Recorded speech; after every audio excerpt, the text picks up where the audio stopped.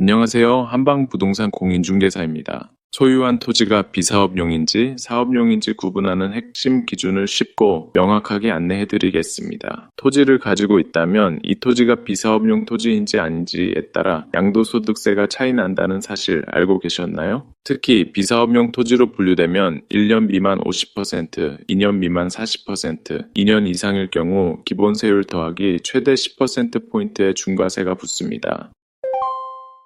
비사업용 토지란 실제로 사용하지 않거나 투기 목적에 가까운 토지를 말합니다. 즉 거주 농사 사업과 직접 연관성이 없다고 판단되는 토지는 모두 여기에 해당됩니다.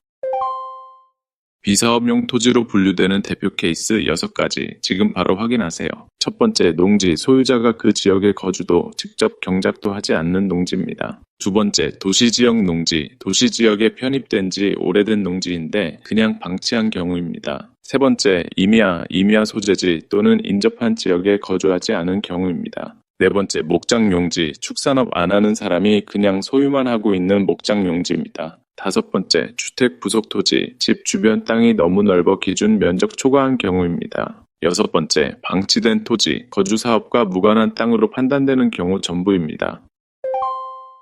정리 요약, 내 땅이 비사업용인지 자가진단 질문 3가지입니다. 첫째, 나는 이 토지를 실제로 사용 중인가? 둘째, 서류상도 증빙 가능한가? 주민등록, 농지대장, 사업자 등록 등. 셋째, 단순히 보유 중이기만 한 토지는 아닌가? 단순히 보유 중이기만 한 토지에 해당하면 거의 대부분 비사업용입니다.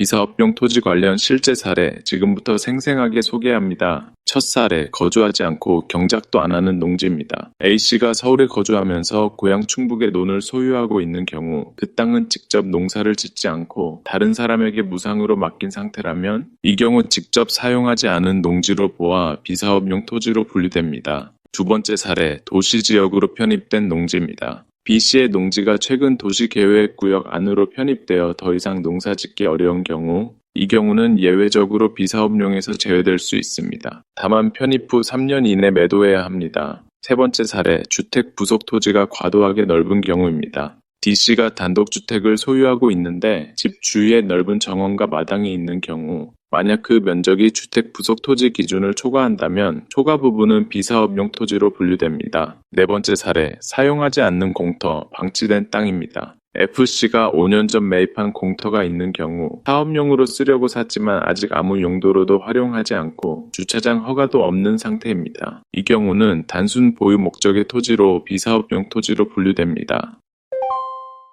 결론적으로 비사업용 토지는 실제 사용 여부와 증빙 가능성이 핵심 판단 기준입니다. 거주 경작 사업 등 실질적 활용이 없고 서류상 증빙도 없다면 대부분 비사업용으로 분류됩니다. 따라서 양도 전에 반드시 사전 진단 또는 토지 활용 계획 전략 설계가 필요합니다. 도움되셨다면 구독, 좋아요 부탁드려요.